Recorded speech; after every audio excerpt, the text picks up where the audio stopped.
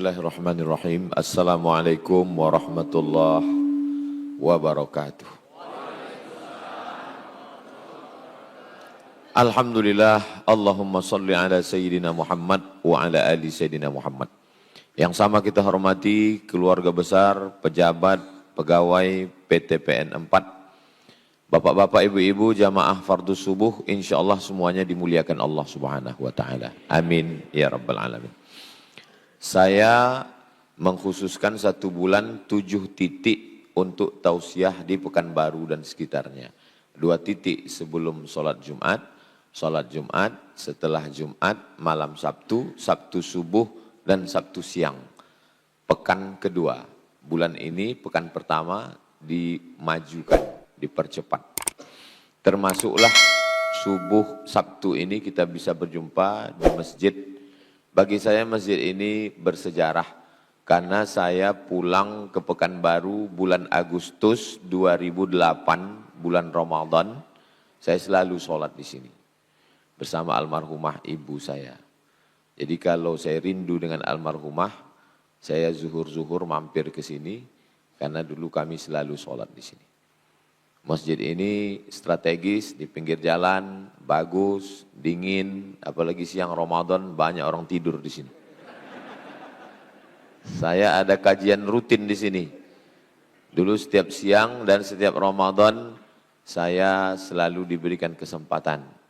Ustadz Matondang dari tahun 2008 sampai sekarang.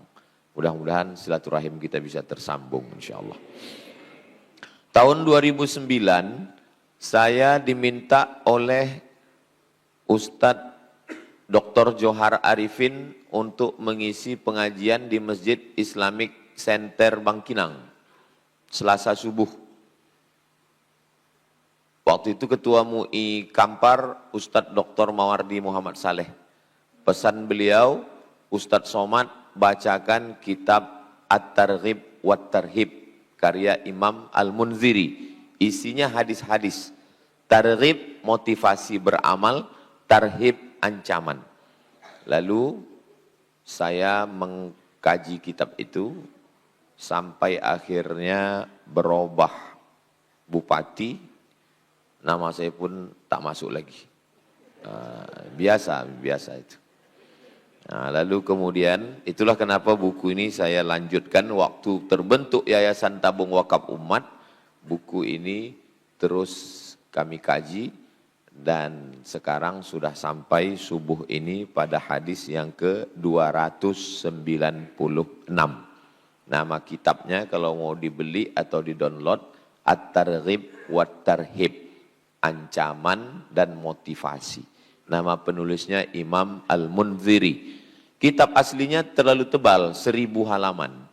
Lalu datang Imam Al-Hafiz Ibnu Hajar Al-Asqalani, diringkas menjadi Mukhtasar At-Targhib wat-Tarhib.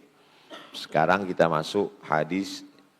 Qala al-Imam Al-Hafiz Al-Munziri bisanadihi. Imam Al-Munziri dengan sanadnya meriwayatkan sampai kepada seorang laki-laki namanya Usamah bin Zaid.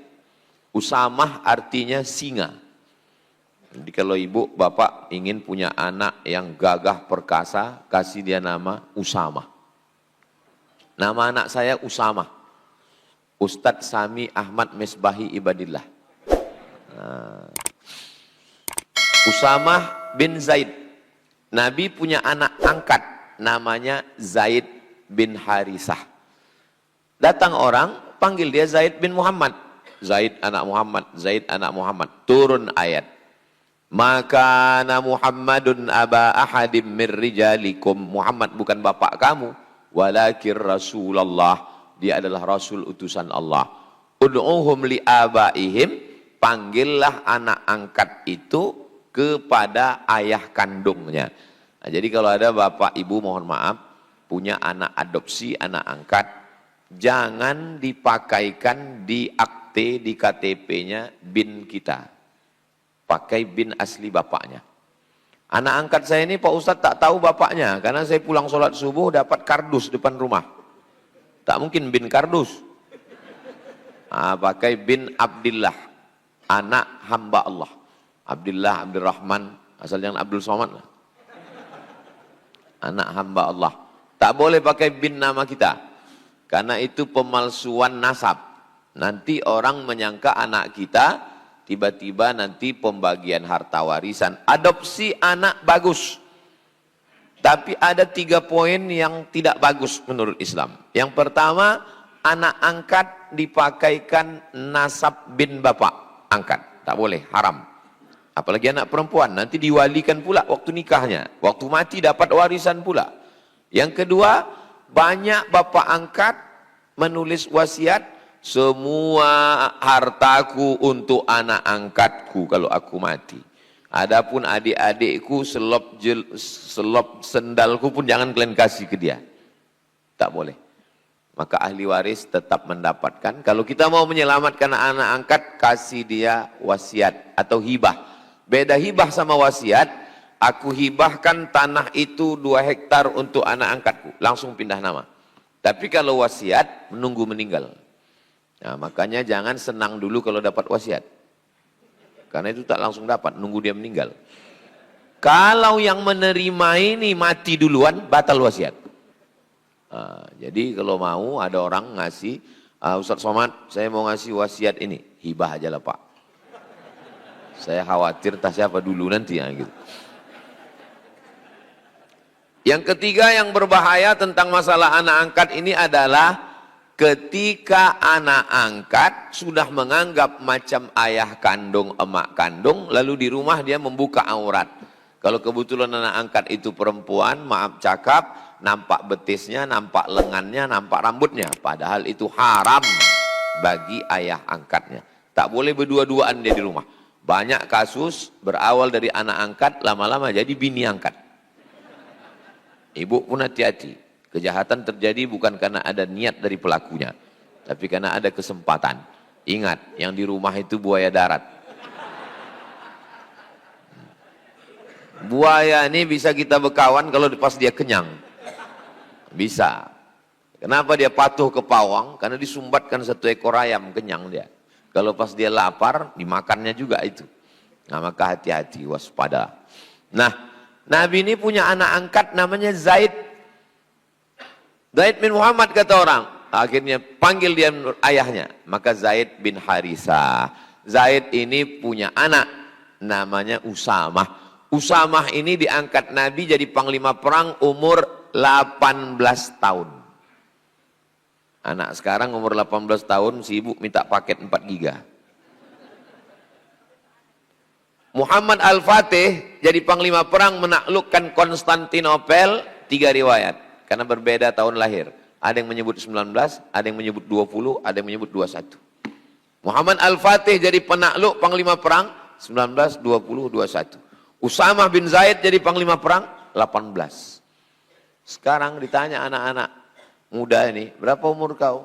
22. Apa yang sudah kau taklukkan? Hati dia. Nah, inilah yang meriwayatkan hadis ini namanya Usamah bin Zaid. Cucu Nabi dari anak angkatnya Zaid bin Harithah radhiyallahu anhuma. Jadi kalau menyebut nama sahabat itu radhiyallahu an. Dulu kalau salat tarawih di sini, Al-Khalifatul Awwal Sayyiduna Abu Bakrin As-Siddiq radhiyallahu an. Masih begitu lagi Ustaz Notondang? Karena sebagian masjid udah tak boleh lagi bid'ah. Padahal itulah cara ulama ahlus sunnah untuk mempertahankan ahlus sunnah. Karena kalau tidak, Syiah melaknat semua sahabat. Abu Bakar laknat, Umar laknat. Makanya salah satu ciri masjid ahlus sunnah, di kaligrafinya itu ada Abu Bakar, Umar, Utsman, Ali. Tak ada. Ada Utsman. Utsman. Abu Bakar. Untung ada. Kalau tak ada curiga juga kita ini masjid Syiah. Begitulah cara ulama Ahlus Sunnah. Ditulis nama Abu Bakar dan dilantunkan. Al-Khalifatus Tsani Sayyiduna Umar ibnul Khattab radhiyallahu an. Karena Syiah punya doa namanya doa laknah sanamai Quraisy, melaknat dua berhala Quraisy. Yang dia maksud dua berhala Quraisy, Abu Bakar dan Umar. Abu Bakar dan Umar itu setiap selesai sholat subuh dilaknat. Allahumma la'an sanamai Quraisy. Mudah-mudahan Allah menyelamatkan Riau Indonesia dari Syiah. Radhiyallahu anhuma. Qala, dia berkata, qala Rasulullah SAW, Nabi bersabda, man suni'a ilaihi ma'rufun, siapa yang dikasih kebaikan, siapa yang dibuatkan kebaikan. Saya subuh ini dibuatkan kebaikan. Subuh tadi disambut, sampai ke dalam dikasih teh, minum, makan kue. Jamaah belum, saya udah. Itu lama saya di ruang tadi. Siapa yang dibuatkan kebaikan, maka gimana cara membalasnya? Faqala li fa'ilihi, maka ucapkanlah pada orang yang berbuat baik kepada kita itu ucapannya jazakallahu khairan. Jaza Allah, jaza balas, ka engkau, jazaka membalas engkau Allah. Cara menerjemahnya, Allah membalas kebaikan engkau khairan dengan kebaikan. Yang paling bagus dibalas yang sama. Siapa yang berbuat baik kepada kamu, balaslah. Kalau tidak sanggup membalas, doakanlah. Bagaimana cara mendoakannya? Jazakallah khairan. Kalau perempuan, jazakillah khairan. Kalau dua orang, jazakumallah khairan. Kalau banyak, jazakumullah khairan. Kalau ragu, tak usah berbunyi. Karena kalau berbunyi, ragu. Jazakallah, jazakillah. Ya jazakillah. Apa yang kau cakapkan tadi? Aku mendoakan kau. Kenapa enggak kau baca kuat? Aku takut riak. Untuk menjaga hatiku. Padahal dia tak tahu, salah. Faqad ablagha fis sana. Siapa yang sudah mengucapkan jazakallahu khairan, faqad ablagha fis sana, maka dia sudah cukup untuk memberikan balasan dengan kata-kata pujian. Ini menunjukkan Islam ini agama yang merespon orang lain. Orang buat baik pada kita, jazakallah khairan. Orang menawarkan sesuatu pada kita, barakallahu fiik. Lahir anaknya, barakallahu laka fil mauhub wa syakartal wahib wa ruzikta birrahu wa balagha asyuddahu. Datang kita acara nikah, barakallahu lakum wa baraka alaikum wa jama'a bainakum fi khair. Meninggal saudaranya, innalillahi wa inna ilaihi raji'un. Bersin dia, yarhamukallah. Sekarang kita di zaman orang yang not responding. Tak ada merespon. Dikasihnya kue, diam aja. Bilang enak pun tidak. Tak ada sekarang. Komunikasi orang sekarang sudah miskin respon. Duduk di kursi yang sama, di airport yang sama, menunggu pesawat yang sama, nasibnya sama karena sama-sama delay. La salam wala kalam. Duduklah di situ. Pingsan yang satu ini bukan ditolong, dipoto pula. Ada orang pingsan, dikomen sama yang lain. Kesian, kesian, kesian. Mau dibawa kemana hubungan kita? Makanya Islam ini mengajarkan kita komunikasi yang baik. Kalau jumpa sama orang, siapa yang paling mulia? Jumpa saya dengan orang PTPN 4. Dulu sih ingat saya PTPN 5 ini. Berubah jadi 4. Nah, macam eselon 2, eselon naik dia. Naik dia. Jumpa yang paling mulia kalau berdua jumpa, man awwalu man yabda'u bis salam. Yang pertama kali mengucapkan salam, itulah orang paling mulia. Jadi kalau saya jumpa sama jamaah itu duluan mengucapkan salam. Dia lebih mulia di pandangan Allah. Assalamualaikum Ustaz. Makanya kalau saya jumpa sebelum dia salam, saya duluan. Assalamualaikum. Waalaikumsalam. Kenapa? Karena banyak orang menganggap aku kan bos, aku kan pejabat, aku kan orang kaya. Ngapain aku duluan mengucapkan salam? Enak aja. Kalianlah yang mengucapkan salam ke saya. Dalam Islam, siapa yang merespon duluan? Macam mana waktu ketemu wajah cerah? La tahqiranna minal ma'rufi syai'a. Jangan sepelekan perbuatan baik. Antalqa akhaka biwajhin talqin. Jumpa dengan orang wajahnya cerah. Jangan menjumpa sama orang muka ditekuk macam jeruk purut dipijak gajah. Hancur. Ketika jumpa bersalaman. Mamin muslimaini, dua orang muslim yaltaqiyani berjumpa wa yatasafahani berjabat tangan illa ghufira lahuma, diampunkan Allah dosa mereka berdua malam yatafarraqa, sebelum berpisah. Tahaddu tahabbu, saling berbagi hadiahlah kamu, maka kamu akan berkasih sayang. Berbagi hadiah, tak bisa ngasih hadiah, mengucapkan terima kasih, syukran, dibalas dengan afwan. Diberi sesuatu kebaikan, mampu membalas, balas. Tak bisa membalas, jazakallahu khairan. Jazakallahu khairan. Jaza, membalas. Ka, engkau. Allah, Allah. Khairan, kebaikan. Semoga Allah membalas perbuatan baikmu ini dengan kebaikan. Ketika kita mendoakan saudara kita, Allah kirim malaikat. Apa kata malaikat? Amin walaka mithluh. Kabulkan doa orang ini, Allah membalas macam yang kau doakan untuk saudara. Ada 3 orang diundang ke istana raja. Datang raja, dikasih pulpen, pena. Kata yang satu, kok tahu begini nggak datang aku tadi. Masa ke istana cuma dapat pulpen. Kata yang kedua, jadilah ada alat nulis daripada nggak dapat sama sekali. Kata yang ketiga, aku bukan melihat penanya, yang kulihat adalah siapa yang memberinya. Maka nanti ketika aku pergi ditanya orang, itu pena dari mana? Ini pena dari raja. Jadi kita kalau dikasih orang sesuatu, jangan kita tengok bendanya. Alah kalau macam ini banyak di pasar pagi Arengka. Begitu lamanya kita berkawan, inilah yang bisa kau kasih. Tapi yang kita tengok adalah respon dia sudah berbuat baik kepada kita, maka kita doakan dia, jazakallahu khairan. Wa fi riwayatin, dalam riwayat lain. Ini menunjukkan bahwa satu hadis itu banyak riwayat. Riwayat ini, riwayat ini, riwayat ini. Tak bisa kita mengatakan hanya satu riwayat. Tidak. Dalam riwayat lain, man uliya ma'rufan, siapa yang diberi perbuatan baik. Au usdiya ilaihi ma'rufan, siapa yang diserahkan suatu perbuatan baik. Lafaznya berbeda, maknanya sama, intinya ada orang buat baik sama kita. Berbuat baik berpada-pada, berbuat buruk jangan sekali. Jangan sekali itu maksudnya jangan lakukan. Banyak anak-anak sekarang tak paham. Berbuat baik berpada-pada, berbuat buruk jangan sekali. Maksudnya kita ulang berkali-kali Pak Ustaz. Jangan sekali maksudnya sekali pun jangan. Itu maksudnya. Nahwahu atau seperti itu. Di mana hadis ini bisa kami dapatkan? Rawahu Tirmidzi.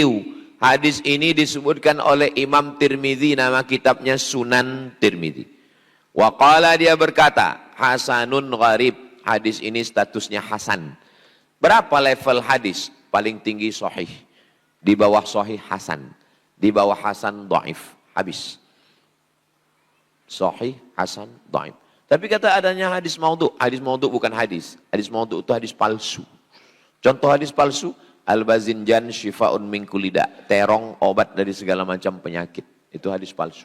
Siapa yang membuat? Tukang jual terong. Biar laku dibilangnya terong.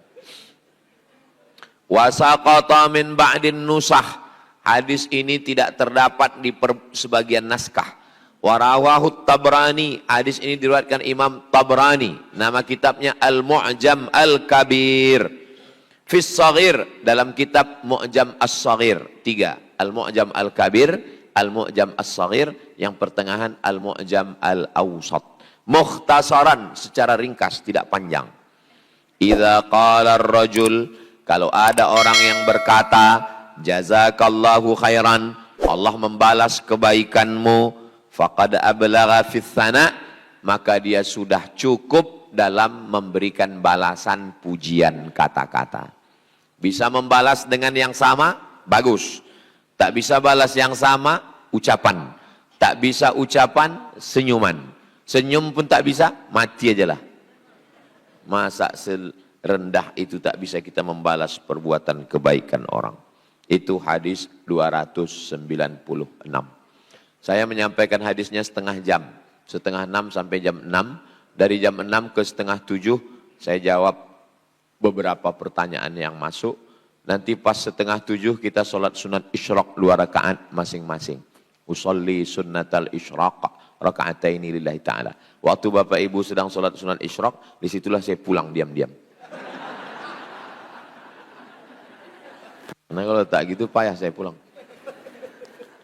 Man sholat subha fi jama'atin, siapa yang sholat subuh berjamaah, summa qa'ada yadhkurullah, duduk berzikir mengingat Allah, majlis, kabarnya pengajian subuh Ahad di masjid ini dulu sudah terlaksana, karena satu dan lain hal off, mudah-mudahan subuh Ahad nanti berlanjut lagi insyaAllah. Karena masjid ini strategis, di tengah kota, jalannya bagus, tempat parkir ada, mubazir kalau tidak dimanfaatkan, undang ustadz-ustadz kita dekat dari kantor MDI, 1000 ustadz, mintakan Ahad subuh, karena masyarakat ini kalau tidak dikawal dengan pengajian ini, semua pergi ke Car Free Day pakai celana pendek. Lari 2 kali putar, makan 3 mangkuk. Kok tahu Pak Ustadz? Saya pun jalan juga di situ. Hadis 297. Wa anil Ash'ath, dari sahabat Nabi namanya Ash'ath bin Qais radhiyallahu an, Allah meridhai dia. Qala, dia berkata, qala Rasulullah SAW, Nabi bersabda, inna ashkaran nasi lillah, orang yang paling bersyukur kepada Allah di antara kita yang ramai ini. Siapa orang yang paling bersyukur kepada Allah? Tabaraka ta'ala. Ashkaruhum linnas. Orang yang pandai berterima kasih kepada manusia. Siapa yang paling pandai berterima kasih kepada manusia? Itulah orang yang paling bersyukur kepada Allah. Sekarang banyak orang tak tahu berterima kasih. Dikasih hati minta. Banyak juga yang mengalami ini. Macam membesarkan anak buah ya Pak Ustadz, udah besar kita dimakannya. Tak pandai membalas budi, kacang lupa kulitnya. Karena memang sekarang kacang tak berkulit, berbungkus. Begitulah sekarang. Banyak orang berkata di zaman sekarang, kalau berbuat baik, siap-siap macam melepaskan anjing terjepit. Sudah lepas kita kena gigit. Aku Pak Ustadz, tobat aku berbuat baik. Ada saya jumpa orang begini. Orang biasanya tobat narkoba, tobat zina. Dia enggak, aku tobat berbuat baik nih Pak Ustadz. Enggak ada aja baiknya Pak Ustadz. Sebaik apapun kita jelek aja. Nah, maka bagus aku tak usah berbuat baik. Kalau bisa kita berbuat baik bukan karena respon orang. Saya bertamu ke rumah orang di Bogor. Tertulis di pintu rumahnya, meminjamkan uang menambah musuh. Cocok juga ini kan.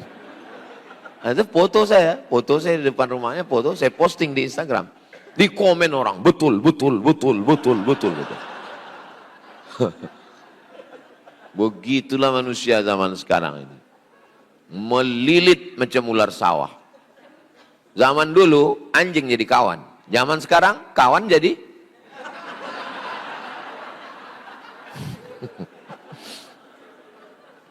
siapa orang yang paling bersyukur kepada Allah? Bukan orang yang mengatakan alhamdulillah, alhamdulillah, alhamdulillah, alhamdulillah. Bukan itu orang yang paling bersyukur. Orang yang pandai berterima kasih kepada manusia. Aku terima kasih banyak ya Pak. Terima kasih banyak. Nah, inilah orang yang paling bersyukur kepada Allah. Kalau kita banyak terima kasih kepada manusia. Gimana cara kita berterima kasih? Ya, macam mana cara berterima kasih? Lain padang, lain belalang, lain lubuk, lain ikannya, lain adat, lain tradisinya. Macam-macam tradisi orang. Kami mau mengucapkan terima kasih sama Pak Ustadz, kata mereka. Lain daerah itu lain cara dia mengungkapkan terima kasihnya. Pergi saya ke Aceh. Di Aceh itu cara orang Aceh berterima kasih karena Ustadz udah mau datang. Dibuat acara, didudukkan saya di pelaminan. Saya sangka mau akad lagi. Duduk. Habis itu diambil mereka daun-daun kayu diikat, diambilkan, dicucukkan, disiramkan. Namanya pesejuk. Duduk ya Ustaz, kami mau buat pesejuk dulu. Duduk saya, disiramkan mereka. Oh begini cara orang Aceh berterima kasih. Ada pulut kuning. Semua yang salaman tuh menyuapkan pulut. Pas gue tengok pucatnya, mak gawat ini. Oh begitu cara orang Aceh. Dah, ini Pulau Sumatera nih. Habis dari Aceh, turun ke bumi Minangkabau. Lain pula cara orang Minang nih menyambut. Disambut saya teng teng teng teng teng teng teng teng teng teng teng teng teng teng teng teng piring. Kosong, tak ada isinya. Rupanya gulanya di dalam. Ustadz Abdul Somad tibo ke bumi Minangkabau bukanlah Ustadz luanan diundang. Inyo adalah anak kemanakan awak nan dirantau pulang kembali ibarat air lawi nan suri kadare. Nyo pulang balik ke pantai ke tampek nenek mamaknya. Disambut, dibawakan orang tulah tepak sirih. Ke saya duluan, saya ambil sirih tadi satu, saya kunyah, baru berbisik Pak Bupati. Pak Ustadz sikit aja disobek. Kata. Awak ada sempat masuk sini, pertama kali saya datang. Oh begitu cara orang Minangkabau. Terbang ke Kalimantan. Sampai di Kalimantan dibisikkan panitia. Ustadz, nanti turun Ustadz dari airport, itu dikasih orang tuh parang panjang. Begini panjang. Terus Ustadz tebaskan ke tebu hitam. Nanti dipasang orang tuh tebu hitam, Ustadz potong, baru Ustadz bisa lewat. Mak, kalau sempat tak putus tebu ini. Sakitnya tak seberapa, malunya ini kan. Keluar berita, Ustadz Somad tak bisa memotong tebu. Hilang harga diri kita kan. Mesti putus. Begitu turun, tebas Ustadz. Putus. Oh begitu cara. Terbang ke Papua, sampai di Sorong. Sampai di Papua, lain pula cara saudara kita di Papua tuh membalas. Sampai di airport Papua, dikasih mereka piring sebesar ini gambar burung kasuari. Piring. Apa ini Pak? Injakkan kaki Ustadz ke situ. Oh, dipijak piring tadi. Piring. Nah, habis itu dibawa pulang. Ada piringnya di rumah. Nanti kalau Bapak Ibu. Ada saya sangkutkan. Dipasangkan topi burung kepala di atas kepala. Begitulah cara suku di Indonesia ini unik. Bahasanya beda, cara berterima kasihnya beda. Luar biasa. Jadi kekayaan dan kita bersatu dalam Bhinneka Tunggal Ika. Jadi bagaimana cara berterima kasih, bersyukur, itu lain daerah, lain. Kalau di tempat kita orang pulang haji, orang rumah baru, orang mau nikah, ada namanya tepung tawar di lembaga adat Melayu. Itu juga sebagai ungkapan cara berterima kasih kepada keluarga, kepada saudara. Intinya, substansinya adalah menyambung tali silaturahim. Hadis yang terakhir. Wa fi riwayatin, dalam riwayat. La yashkurullah. Orang tidak dianggap bersyukur kepada Allah. Man la yashkurun nas. Kalau dia tidak berterima kasih kepada manusia. Kalau nampak ada orang sholat tahajudnya rajin, zikirnya banyak, atam Quran, tapi tak pandai berterima kasih kepada manusia, dia tidak dianggap bersyukur, berterima kasih kepada Allah. Maka kita ini, kalau ada orang pisang emas bawa berlayar, masak sebiji dalam peti, hutang emas dapat dibayar, hutang budi dibawa, hutang budi dibawa mati. Ingat-ingat budi baik orang sama kita. Supaya apa? Supaya kita tidak dianggap sebagai orang yang kufur, ingkar kepada Allah Subhanahu wa taala. Hadis ini rawahu Ahmad, diriwayatkan oleh Imam Ahmad. Kalau disebut dalam hadis Ahmad, itu maksudnya Imam Ahmad bin Hambal, imam yang keempat. Pertama Hanafi, kedua Maliki, tiga Syafi'i, empat Hambali. Namanya Ahmad. Jangan nanti ditanya orang, Ahmad mana nih? Pak Ahmad Rohul, bukan? Ingat karena ada Bang Ustadz Azhar. Itu hebatnya Masjid PTP ini. ada penanda habis waktunya. Emang canggih. Kadang jamaah ini risau, kapan lah Ustadz ini selesai, katanya kan. Tapi kalau di sini asal berbunyi, selesai. Mohon maaf Ustadz. Ada masjid di Harapan Raya, belok kiri, itu dipasang orang tuh lampu 3, hijau, kuning, merah. Saya sangka meja ini bekas Dewan Hakim MTQ. Jadi saya tanya pengurus, Pak ini meja Dewan Hakim, bukan Pak Ustadz. Karena beberapa Ustadz ini tak tahu dia berhenti ceramah. Jadi kami pasang, asal lewat sedikit hidup kuning, net gitu. Asal udah habis waktu hidup merah, net gitu. Pas saya di situ tak hidup.